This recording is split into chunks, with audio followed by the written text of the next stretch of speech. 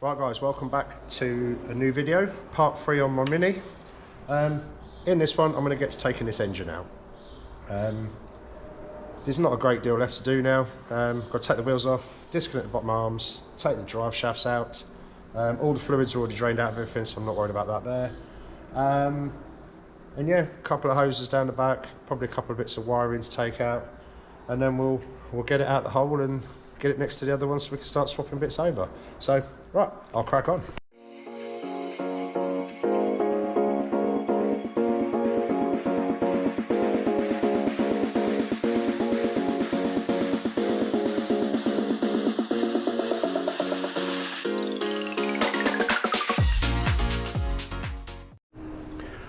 Right, so with the bolts on these, they're quite handy.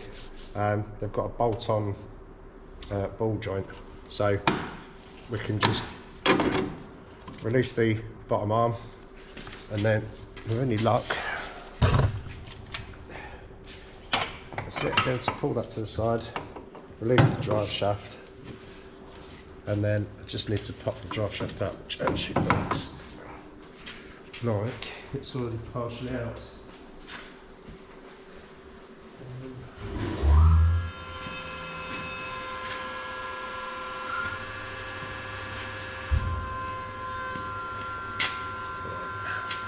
See if I can get that in there.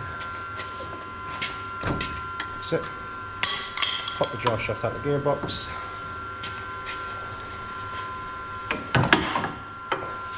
And take it out of the way.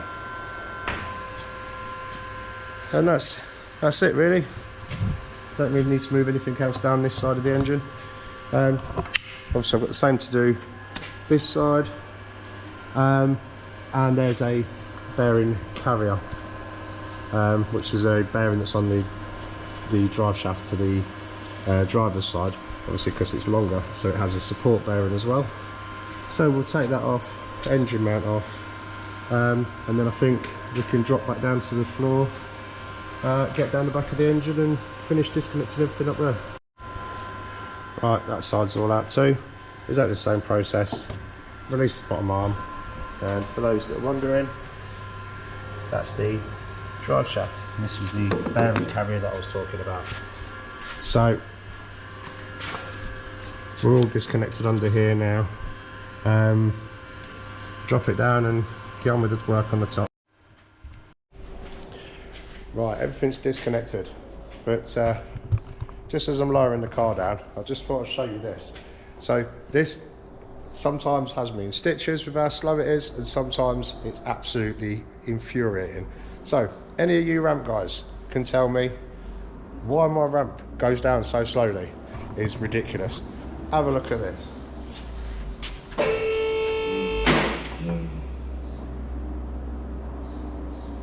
See? What's that all about? You can have an extra hour onto a job just to wait for it to come down at this rate, you know. So yeah, any of you ramp guys can tell me why this ramp goes down so slowly and what we can do to fix it. Leave us a message in the comments section. Cheers. Right, I'll crack on. Right, back again.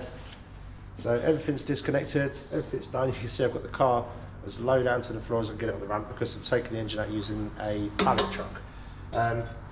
Purely because everything's coming out the front. There's not really many places on the top where I can get my engine crane onto, so this just works. So everything's disconnected.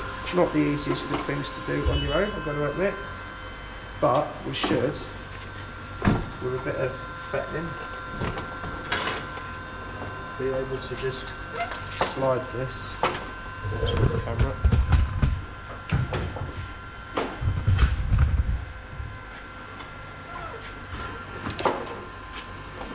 And that's it, we're there.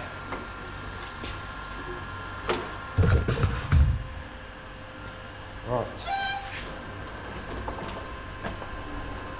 One engine out. So, just going to go and get it put next to the other one, then we've got to get all the wiring swapped over because where the wire goes into the fuse box here, when they've taken the engine out of the other one, as they do with a lot of them when they're braking, they just cut straight through the wire. For the sake of disconnecting one wire, they've cut through the whole lot, scrapped the whole loom. So I've got to swap everything over. Well, engines side by side. So I've got to take all the wiring off that one and put it onto that one. Now I'm not swapping anything else other than the wiring because we know that engine works fine. So other than the fact that I'm going to have to code the injectors in. So yeah, I'm going to drop it onto time lapse at this point because wiring's going to take quite a while, I should think. So here we go.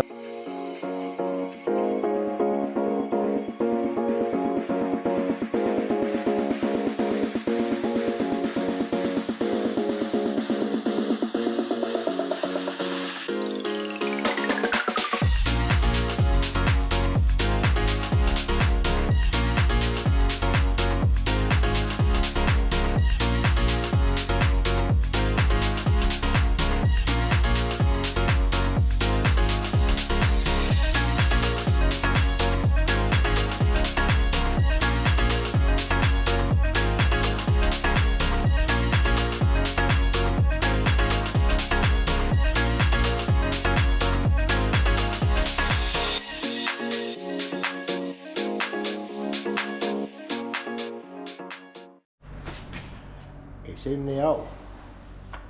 I'm knackered.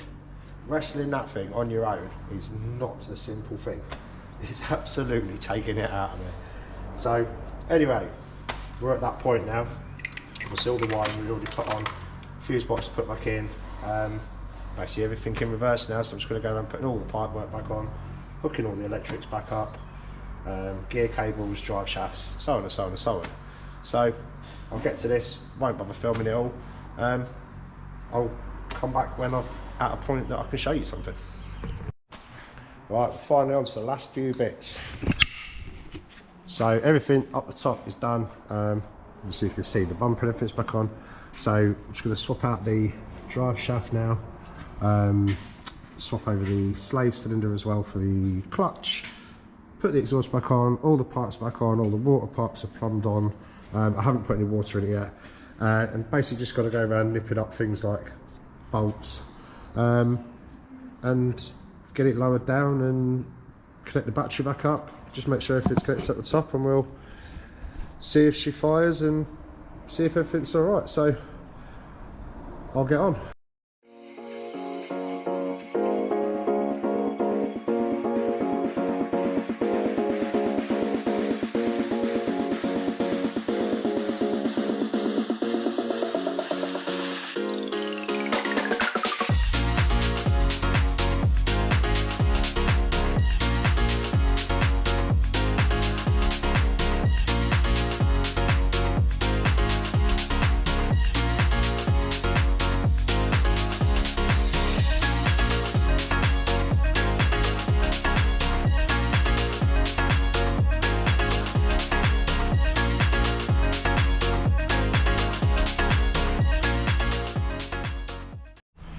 Right, you might have just seen on the time lapse me absolutely wrestling with that near side drive shaft. It was a nightmare to put back in. It should be simple, but those that know, the little like circlip that sits on the end just snagged and I just couldn't get it in because trying to hold the hub back and do it all on your own, nightmare. Anyway, it's back together. So I'm just going to put the jump back on it and we'll do the first start and see what happens. Actually, before I do that, just going to take the feed off for the inlet, just because whilst I know this is a running engine, I don't actually know that much about it, so I'm going to take this pipe off just to, if the turbo does spit oil out, it's not going to fire it straight into the engine and cause me a problem. I've also got the wheels on the floor just in case there's a problem, so I can stall it quick. So, yeah, right, let's get it. Let's get the power up at the top. I'll turn that. I'm fairly sure this battery's flat. I can't actually remember, to be fair.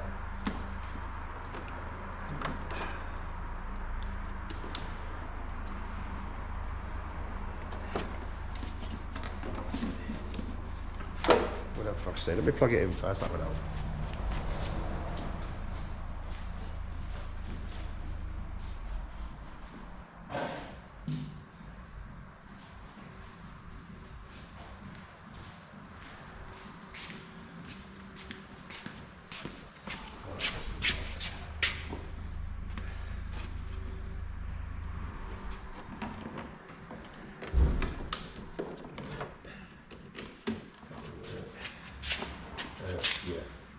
9.7 volts, that's not going to start the car, is it?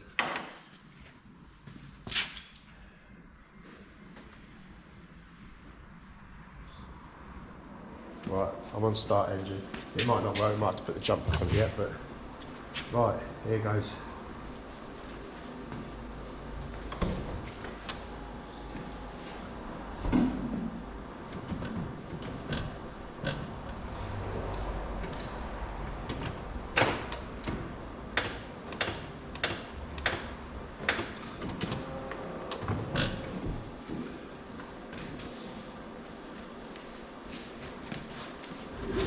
Let me get my jump pack on it, we'll try again. Right, I'm just waiting for my machine to finish counting down for its next cycle. I have put the pipe on just to make sure we've got airflow. I have tried it off camera. It's tried to fire, but there's not enough life in it, so I'm going to give it one more go. If there's nothing there, then I've still got a code in the injectors and things like that. So, right, we are about ready, so we'll try again.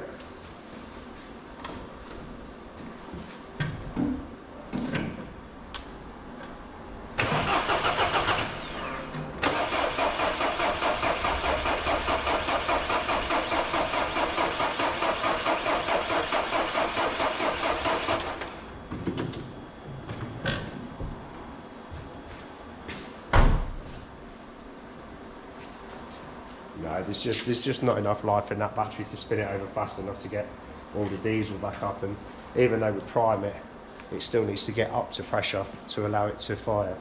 But I'll go around it again, just check everything, cross the T's, dot the I's and all that jazz. Like I said, I've still got to code the injectors in. That shouldn't stop it from starting, but it has still got to be done. Once the battery's charged, I can do a diagnostic, just make sure that the ECU isn't stopping it from starting for some reason. But I've got to crack on because I've got to get this one out to you guys to watch. It's now, what, 10 to 7, and I've still got to edit the video and put it out tonight yet. So yeah, I'll end it there, guys. If you've enjoyed watching the video, please give us a thumbs up, like and share as always, it always helps. And on this one, I'll carry on video on the next one because obviously I've got more parts of this to come. So we've got paintwork and valeting and all sorts I want to get done on it to make it a nice car. So I'll basically get it filmed in the next one, what I find, and if we get it started once the battery's charged. Anyway, guys, thanks for watching. See you again.